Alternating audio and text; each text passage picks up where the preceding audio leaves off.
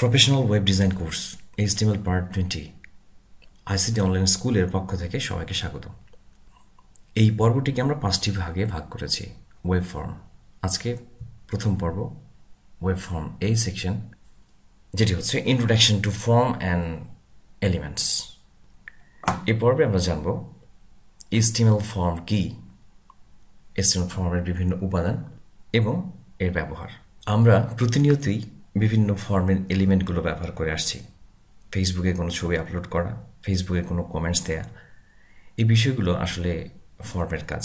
Form কখন ব্যবহার করা হয়? যদি আমরা কোনো একটি ইউজারকে রেজিস্ট্রেশনের সুবিধা দিতে চাই, অথবা ইউজারের কাছ থেকে কোনো মন্তব্য গ্রহণ করতে চাই, বা পিকচার বা যে কোনো ফাইল আপলোড দেয়া, এই ধরনের কাজগুলো করার জন্য ইউজারকে ইনপুট দেওয়ার জন্য যে ব্যবস্থা, সেগুলোই মূলত ফর্ম।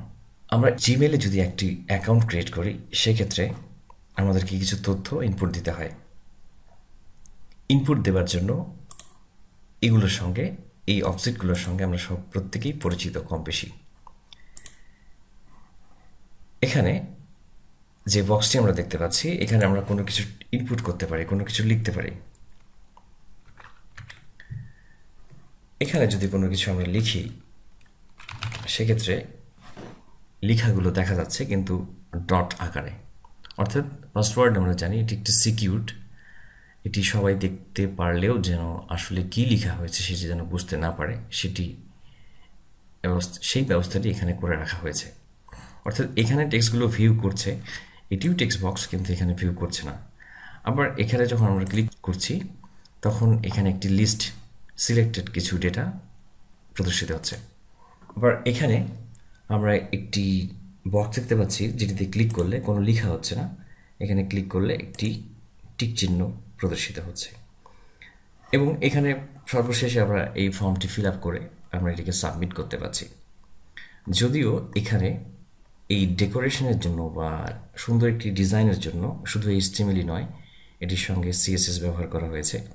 এবং এই বাটনগুলোকে কার্যকর করার জন্য ডেভেলপমেন্ট সেকশনে ডেটাবেস এবং PHP বা জাভাস্ক্রিপ্ট এ ধরনের প্রোগ্রামিং ল্যাঙ্গুয়েজ ব্যবহার করা হয়েছে।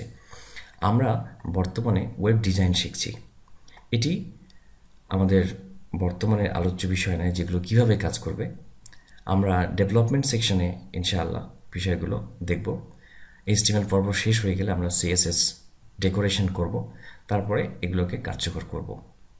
আবার রকমারি.com-এ যদি আমরা কোনো একটি বইয়ের অর্ডার করতে চাই, সেক্ষেত্রে দেখতে পাচ্ছি সেখানেও কিছু ফর্ম এবং ফর্মের কিছু এলিমেন্ট।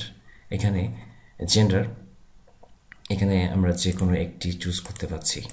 এখানে একটি চেক বক্স। আমরা মূলত এই এলিমেন্টগুলোর সঙ্গে আজকে পর্বে পরিচিত হব এবং পরবর্তীতে এগুলো কিভাবে তৈরি করতে হয়, এগুলো কীভাবে ওয়েব পেজে প্রদর্শন করতে হয়, সে বিষয়গুলো সম্পর্কে জানব। প্রথমে এই যে ফর্মের এলিমেন্টগুলো, সেগুলো সম্পর্কে আমরা একটু পরিচিত হই।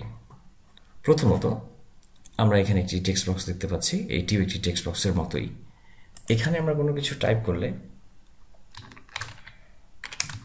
এখানে টেক্সটটি প্রদর্শিত হচ্ছে, কিন্তু এখানে যদি আমরা কোনো কিছু টাইপ করি, সেক্ষেত্রে প্রদর্শিত হচ্ছে না, এটি পাসওয়ার্ড। এখানে একটু বর্ণনামূলক যদি কোনো কিছু লেখার প্রয়োজন হয়, সেক্ষেত্রে আমরা এখানে টাইপ করতে পারি যে কোনো ধরনের কমেন্টস বা যে কোনো ধরনের মতামত এখানে আমরা লিখতে পারি। চেক বক্স, এটি হচ্ছে এখানে ক্লিক করলে একটি টিক চিহ্ন আসছে, এবং এখানে রেডিও বাটন, যেগুলো আমরা বিস্তারিত এগুলো নিয়ে যখন পর্ব রয়েছে, সেখানে আমরা এগুলো সম্পর্কে আরও বিস্তারিত জানবো। আপাতত অবজেক্টগুলোর সঙ্গে আমরা পরিচিত হচ্ছি, কোনটির কী নাম। এটি রেডিও বাটন। এখানে আমরা ক্লিক করলে একটি গোল চিহ্ন দেখা যাচ্ছে, বৃত্তের ভিতরে আর একটি বৃত্ত। এখানে কালার পিকার, অনেক সময় আমরা কালার পিক করি, কালার পছন্দ করি। এখানে ক্লিক করলে এরকম রঙের মতো দেখা যাচ্ছে, এবং সেখান থেকে আমরা একটি নির্দিষ্ট রঙ বেছে নিতে পারি। এরকমটি সিলেক্ট হয়ে গেল।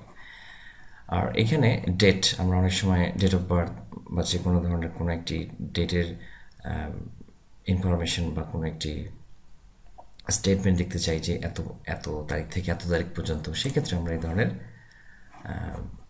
ডেট এলিমেন্ট ব্যবহার করতে পারি। তো ফেসবুকে আমরা প্রায় বিভিন্ন পিকচার আপলোড করি, সেক্ষেত্রে আমরা এখানে ক্লিক করে আমরা যে কোনো ছবি আমরা এখানে আপলোড করতে পারবো, বা যে কোনো ফাইল এখানে সিলেক্ট করে দিলে সেই ফাইলটি এখানে দেখা যাচ্ছে, যে ফাইলটি আমরা সিলেক্ট করে দিলাম সেটি দেখা যাচ্ছে।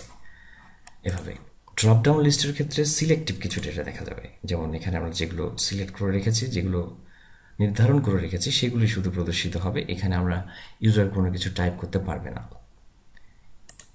কখন আমরা এগুলো ব্যবহার করব, মূলত এগুলোর বিস্তারিত পর্বে বা এগুলো যখন আমরা তৈরি করব তখন জানবো। এবং এখানে সর্বশেষ আমরা সাবমিট বাটন, যেটির মাধ্যমে আমরা ফর্মের ডেটাগুলোকে ডেটাবেজে সাবমিট করব, ভ্যালিডেশন চেক করব। আজকে পরিচিতি পর্ব এতটুকুই। আগামী পর্বগুলোতে এগুলো কিভাবে তৈরি করতে হয়, কেন এগুলো ব্যবহার করব, সেগুলো সম্পর্কে বিস্তারিত জানব। আজকের এই পর্বে শুধুমাত্র এগুলোর সঙ্গে আমরা পরিচিত হয়ে নিলাম। আজ এই পর্যন্তই। আমাদের টিউটোরিয়ালগুলো ভালো লেগে থাকলে, আপনারা যদি চান এই টিউটোরিয়ালগুলো কন্টিনিউ হোক, তাহলে অবশ্যই লাইক দিবেন, শেয়ার করবেন এবং সাবস্ক্রাইব করবেন। সাথে থাকার জন্য ধন্যবাদ।